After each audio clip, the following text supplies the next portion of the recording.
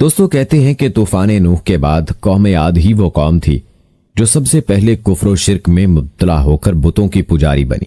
انہیں اپنے پتھروں کے خداؤں پر بڑا گھمنڈ تھا۔ ان کی معاشی حالت تو بہت عمدہ تھی، لیکن جہالت، گمراہی، جھوٹ، بے حیائی، باطل اقوال اور فاسد خیالات نے انہیں معاشرتی طور پر تباہی کے کنارے پر پہنچا دیا تھا۔ چنانچہ کفر و شرک کے سمندر میں غرق قوم عاد کی بدعمالیاں جب اپنی آخری حدود پار کر گئیں تو اللہ تعالیٰ نے انہی میں سے اپنے ایک نیک بندے حضرت ہود علیہ السلام کو پیغمبر بنا کر مبعوث فرمایا۔ حضرت ہود علیہ السلام ایک طویل عرصے تک اپنی قوم کو واعظ و نصیحت کرتے رہے۔ کبھی وہ انہیں اللہ کی طرف سے عطا کردہ نعمتوں کی یاد دلاتے تو کبھی عذاب الہی سے ڈراتے، لیکن وہ بہرے اور اندھے بنے رہے۔ تاریخی کتب میں ہے کہ حضرت ہود علیہ السلام مسلسل 50 برس یا اس سے بھی زیادہ درس و نصیحت میں مصروف رہے۔ قوم عاد کے 13 قبائل میں سے لقمان اور خلجان نامی قبائل نہایت طاقتور تھے اور انہیں حکمران کی حیثیت حاصل تھی۔ حضرت ہود علیہ السلام نے جب دعوت حق دی اور کفر و شرک چھوڑ کر ایک اللہ کی بندگی کی طرف بلایا تو لقمان قبیلے نے سخت مزاحمت کی اور حضرت ہود علیہ السلام کے دشمن ہو گئے۔ اس کے برعکس دوسرے قبیلے خلجان نے حضرت ہود علیہ السلام کی باتوں پر غور و خوض کیا اور ان میں سے اکثر جلد ہی آپ علیہ السلام کی دعوت کو قبول کر کے ایمان لے آئے۔ جیسا کہ قرآن کریم میں اللہ تعالیٰ کا ارشاد ہے، اور ہم نے قوم عاد کی طرف ان کے بھائی ہود علیہ السلام کو بھیجا۔ انہوں نے کہا، بھائیو، اللہ ہی کی عبادت کرو، اس کے سوا تمہارا کوئی معبود نہیں، کیا تم ڈرتے نہیں؟ تو ان کی قوم کے جو سردار جو کافر تھے کہنے لگے، تم ہمیں کم عقل نظر آتے ہو اور ہم تمہیں جھوٹا خیال کرتے ہیں۔ انہوں نے کہا، میری قوم، مجھ میں حماقت کی کوئی بات نہیں ہے، بلکہ میں رب العالمین کا پیغمبر ہوں۔ میں تمہیں اللہ کا پیغام پہنچاتا ہوں اور تمہارا امانت دار خیر خواہ ہوں۔ کیا تم کو اس بات سے تعجب ہوا ہے کہ تم میں سے ایک شخص کے ہاتھ تمہارے پروردگار کی طرف سے تمہارے پاس نصیحت آئی تاکہ وہ تمہیں ڈرائے؟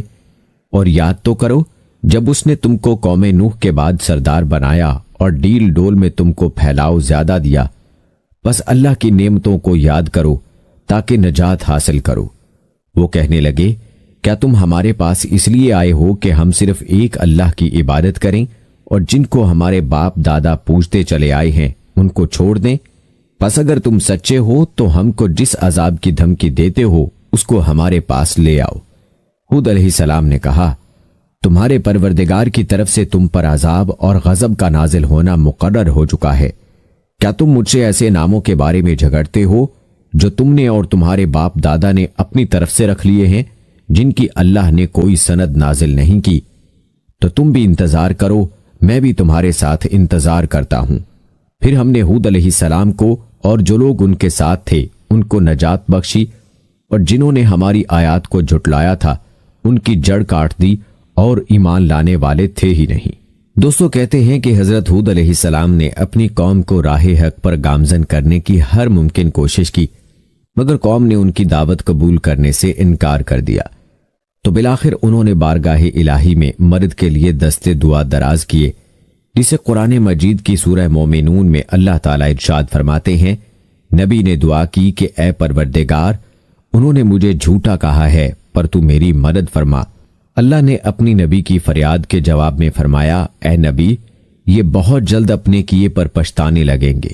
یوں دوستو اللہ تعالیٰ نے اپنی نبی کی دعا قبول فرمائی اور قوم عاد پر عذاب کی ابتدا ہو گئی۔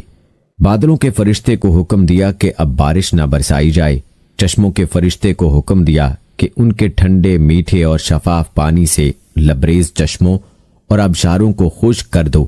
چنانچہ دیکھتے ہی دیکھتے ان کے سرسبز و شاداب کھیت و کھلیان سوکھنے لگے اور مویشی مرنے لگے، یہاں تک کہ لوگ پینے کے پانی تک کو ترسنے لگے۔ کثیر تعداد میں پیدا ہونے والے پھل اور اناج ناپید ہو گئے۔ پوری قوم خشک سالی کا شکار ہو کر بدحال اور پریشان ہو گئی۔ یہ سلسلہ مسلسل 3 سال تک جاری رہا۔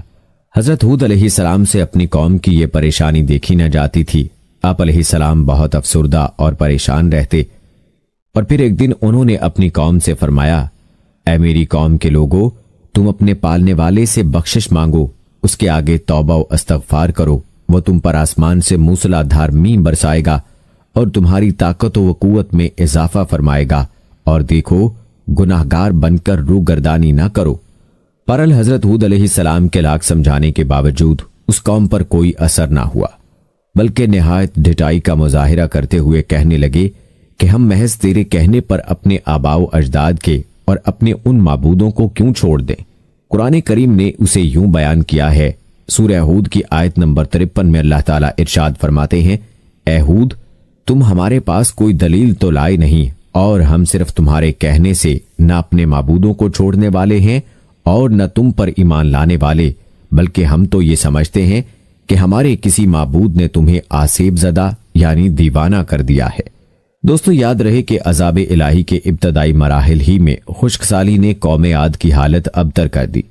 चुनाचे उनके सरदारों और दानिश्वरों ने उससे निजात पाने के लिए मुख्तलिफ तदाबीर पर गौर व खौज शुरू कर दिया। ये बात बड़ी हैरान कुन है कि पिछली कौमों को जब कभी कोई मुश्किल आ घेरती तो वो उससे निजात के लिए हिजाज मुकद्दस का सफर करते और बैतुल्लाह शरीफ में जाकर अल्लाह के आगे आहुजारी करते। यानी काफिर कौमें भी इस हकीकत को तस्लीम करती थीं कि इस अर्जो समा में एक लाफानी कुव्वत मौजूद है, लेकिन उसके बावजूद जब नबी अलैहिस्सलाम और रसूल अलैहिस्सलाम ये बात कहते तो उनकी अक्ल पर पर्दा पड़ जाता। कौम आद के सरदारों ने भी यही फैसला किया कि कौम के सरकर्दा अफराद बैतुल्लाह शरीफ जाकर अनदेखे खुदा के सामने फरियाद करें। चुनाचे मुख्तलिफ कबाइल के सरदारों और दीगर अहम अफराद पर मुश्तमिल 70 अफराद का एक वफद हिजाज मुकद्दस रवाना हुआ। उस जमाने में मक्का मुकरमा पर कौम अमालीक की हुक्मरानी थी, जिसका सरदार माविया बिन बकर था और माविया की वालिदा कौम आद से ताल्लुक रखती थी। वैसे भी माविया बिन बकर कौम आद की शान व शौकत से बड़ा मरूब था। चुनाचे उसने वफद की बड़ी खातिर मदारत की और उसे बड़े इज्जत व एहतराम से अपने यहाँ ठहराया। तिबरी की रिवायत है कि उस वफद में 2 अफराद मुर्शद बिन साद और लुकमान बिन लकीम साहिब ईमान और हजरत हूद अलैहिस्सलाम के पैरोकार थे। गालबन उनका ताल्लुक कबीला खलजान से होगा। उन दोनों के अलावा बाकी सब काफिर और बुत परस्त थे। माविया ने उनके आजाज में रक्सो सुरूद की महाफिल का एहतमाम किया और तकरीबन 1 माह तक ये लोग अपने आने का मकसद फरामोश करके ऐशो इशरत और शराबो शबाब की महाफिल में मदहोश रहे। जब उनका क़याम तवील हो गया तो माविया बिन बकर को उनके वापस जाने की फिक्र लाहक हुई। काफी सोच विचार के बाद उसने नाचने गाने वालियों के जरिए चंद अशार की सूरत में उन्हें उनके आने के मकसद की याद दहानी करवाई, जिस पर वफद को होश आया। तारीखी कुतुब में दर्ज है कि इस मौके पर वफद में शामिल मुर्शद और लुकमान ने एक बार फिर उन्हें समझाने की कोशिश की कि जो कुछ हजरत हूद अलैहिस्सलाम कहते हैं उस पर ईमान ले आओ, लेकिन वो न माने। आखिरकार वो वफद बैतुल्लाह शरीफ गया और बारिश की दुआएं मांगनी शुरू कर दी। अभी थोड़ी ही देर गुजरी थी कि अल्लाह ताला ने आसमान पर 3 रंगों के बादल भेज दिए, जिनमें एक सफेद था, दूसरा स्याह और तीसरा सुर्ख। उसके साथ ही आसमानों से निदाए गैब आई, अपने और अपनी कौम के लिए इन तीनों में से किसी एक को पसंद कर लो। चुनाचे वफद ने सोच विचार के बाद स्याह बादल को अपने लिए पसंद कर लिया, जिसके साथ ही सुर्ख और सफेद टुकड़े आसमान से गायब हो गए और अब्र स्याह आहिस्ता आहिस्ता आसमान पर छाने लगा। वो लोग अपनी दुआ की कबूलियत पर बड़े खुश थे और समझते थे कि अब खुश्क साली खत्म हो जाएगी। चुनाचे पूरी कौम ने खुशियां मनानी शुरू कर दी, लेकिन हजरत हूद अलैहिस्सलाम समझ गए थे कि ये अजाब इलाही है।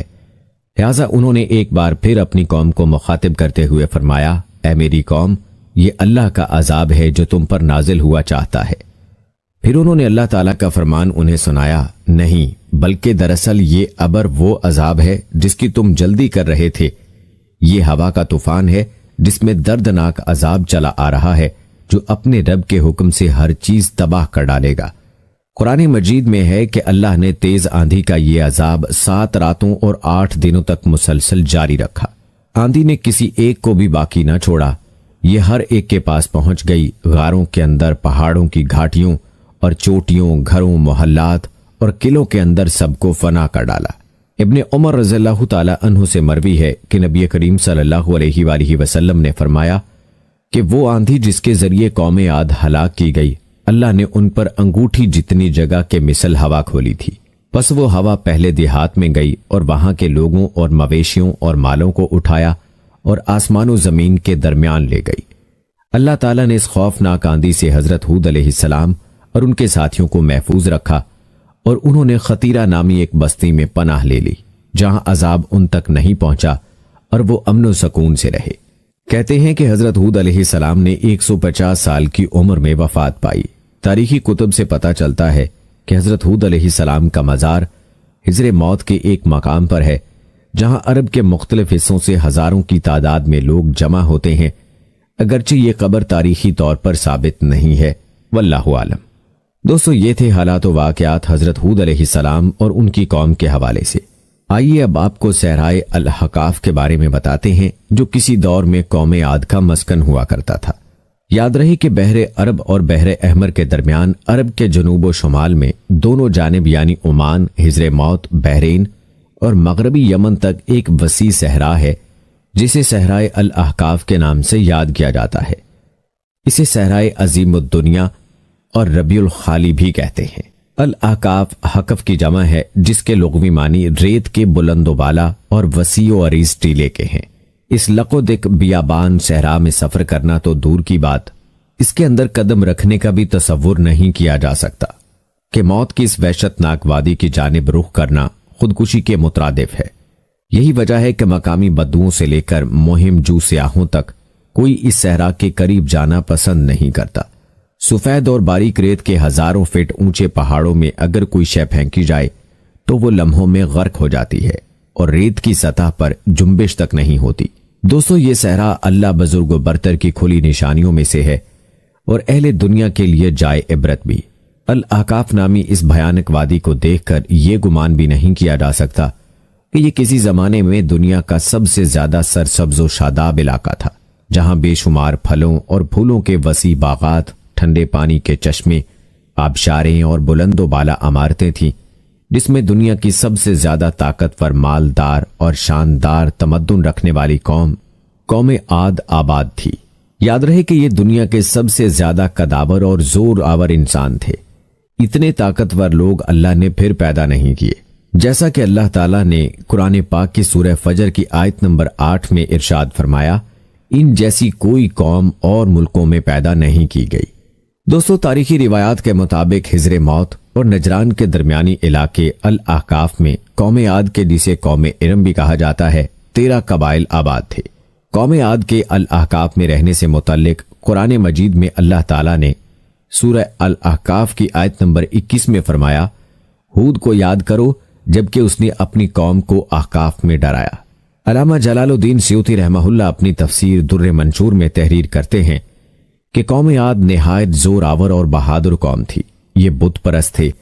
ان کے 2 بتوں کے نام حمود اور حب بیان کیے گئے ہیں۔ ابن کثیر رحمہ اللہ نے اپنی تفسیر میں تیسرے بت کا نام صمد بیان کیا ہے۔ دوستو، یاد رہے کہ اللہ تعالیٰ نے ان قوموں کے حالات و واقعات کو قرآن پاک میں اس لیے بیان فرمایا ہے تاکہ ہم لوگ ان سے عبرت حاصل کریں۔ اور دوستو، اس وادی کا جو نقشہ آپ کے سامنے کھینچا گیا، یہ بھی اللہ کی نشانیوں میں سے ایک بڑی نشانی ہے جو دنیا والوں کے لیے باعث عبرت ہے۔ اللہ سے دعا ہے کہ اللہ ہمیں اپنے عذاب سے محفوظ رکھے، اور یاد رہے کہ یہ تو ہمارے پیارے آقا صلی اللہ علیہ وآلہ وسلم کی دعاؤں کی برکت ہے کہ ہمارے اوپر اللہ تعالیٰ اجتماعی عذاب نازل نہیں فرماتا، ورنہ آج ہمارے معاشرے میں کون سے ایسے گناہ ہیں جو موجود نہ ہوں۔ دوستو، یاد رہے کہ اللہ تعالیٰ نے قرآن مجید کے مختلف مقامات پر قوم عاد پر نازل ہونے والے عذاب کا تذکرہ فرمایا ہے تاکہ کفر و شرک اور غرور و تکبر میں مبتلا لوگوں کو تنبیہ ہو۔ اس کے علاوہ قرآن مجید کی ایک سورت کا نام حضرت ہود علیہ السلام کے نام پر سورہ ہود ہے۔ قرآن پاک کے 11ویں پارے میں موجود یہ سورہ مبارکہ 123 آیات اور 10 رکوعات پر مشتمل ہے۔ سورہ ہود مکی سورت ہے۔ یہ اس دور میں نازل ہوئی کہ جب کفار مکہ کا ظلم و ستم اپنے عروج پر تھا۔ چنانچہ سورہ ہود میں ان پچھلی قوموں کا تذکرہ ہے جو اللہ کے نبیوں اور رسولوں کی تکذیب کر کے قہر الہی کا نشانہ بنی اور تاریخ کے صفحات پر ہمیشہ کے لیے عبرت کا نمونہ بن گئی۔ یاد رہے کہ سورہ ہود میں 7 پیغمبروں کے قصص و واقعات درج ہیں، لیکن اس سورت کو حضرت ہود علیہ السلام کے نام سے منسوب کرنے سے معلوم ہوتا ہے کہ حضرت ہود علیہ السلام کے قصے اور قوم عاد پر نازل ہونے والے عذاب کو خاص اہمیت حاصل ہے۔ حدیث مبارکہ میں ہے کہ رسول اللہ صلی اللہ علیہ وآلہ وسلم کی ریش مبارک کے کچھ بال سفید ہو گئے تو حضرت ابو بکر صدیق رضی اللہ تعالی عنہ نے عرض کیا یا رسول اللہ صلی اللہ علیہ وآلہ وسلم، آپ بوڑھے ہو گئے؟ تو آپ صلی اللہ علیہ وآلہ وسلم نے فرمایا کہ ہاں، مجھے سورہ ہود نے بوڑھا کر دیا۔ بعض روایات میں سورہ ہود کے ساتھ سورہ واقعہ، مرسلات، سورہ نبا اور سورہ تکویر کا بھی ذکر ہے۔ دوستو، آخر میں آپ کو حضرت ہود علیہ السلام کے مزار کے بارے میں بتاتے چلیں کہ تاریخی کتب سے پتہ چلتا ہے کہ حضرت ہود علیہ السلام کا مزار حجر موت کے ایک مقام پر ہے، جہاں عرب کے مختلف حصوں سے ہزاروں کی تعداد میں لوگ جمع ہوتے ہیں، اگرچہ یہ قبر تاریخی طور پر ثابت نہیں ہے، واللہ عالم۔